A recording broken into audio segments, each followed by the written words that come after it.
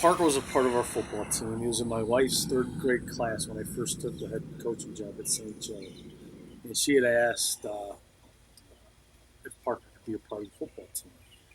And so I thought of the role that he would have, and I said, great, he could be our kicking ball and tee. And so whenever we would kick off, he would go out on the field, they'd put the kicking tee on his tray, and he'd go off the field. It was great because as a coach, we always knew where the kicking tee was. Uh, it evolved into giving pregame speeches. So his role on the team was fantastic. Kids looked up to him. They learned to appreciate what God has given them and to make sure that they maximize their talents on a daily basis. Um, so in March 2008, he was life flighted to St. V's, respiratory distress, fighting for his life. And I was in there for a total of 30 days. Um, and in that time, I, as I say, coded 3 times. Um, and so it was a very long recovery with both my mom being unable to help too much. I visited him the next day, and he squeezed my hand. I'll never forget it. The tubes all around me, and took my hand and looked me straight in the eye, and squeezed my hand. And it was almost a sign from up above that do something. And at the same time, his mom Patty was supposed to start chemotherapy, so you can imagine the stress that they were under. So I went back and just started an email prayer chain. I truly believe in the power of prayer, that it works. And fortunately for Parker, something worked. I believe it was divine intervention. He came out of it in 30 days. He was in the hospital. He struggled for his life on a couple of occasions there, but came out of it. During his stay, we did a spaghetti dinner, served over 1,100 people. It was truly amazing. That was at St. Joe High School. Sacred Heart did another fundraiser. And we did a dinner auction in June, and it was such an uplifting experience to see people that didn't even know Parker that would give.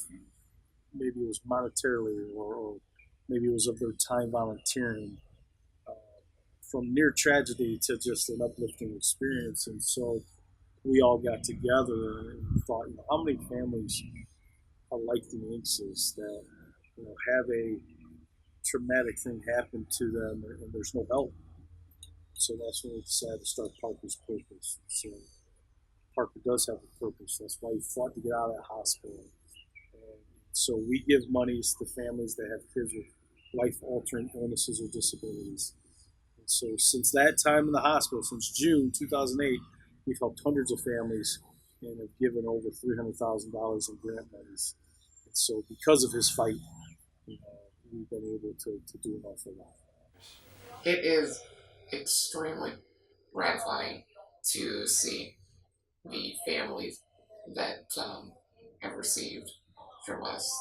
Um, I don't like to put it this way, but when you see the tears that come from the mother and father as they look at their child who has just made it through cancer treatment or a very big surgery, or even something like experiencing autism on the higher end of the scale. Um, it's nice to see that they're still pushing onward, even though the tears are flowing. It doesn't mean they've rolled over and died. It just means it's hard, but we've been able to help them. You're right. When we first got started, we had a little bit of money, and it was like, hey, here we are. No one really knows about us, and so we would give to those that would apply. And back then, it was just contact us. And obviously, you develop a website. Oh, we need to get this. Oh, we need to get this. Um, it's gotten to a point now where it's not, hey, we have monies, we can help you. Yeah, we do.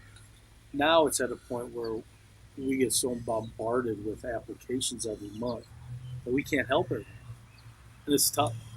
It's real tough.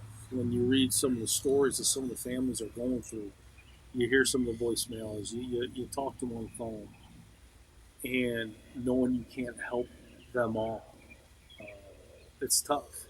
Um, then the other thing is even the families that you do help. We know that when we give $1,000 grant, yeah, that helps them a ton. But we know they're probably in the same situation a couple months from now.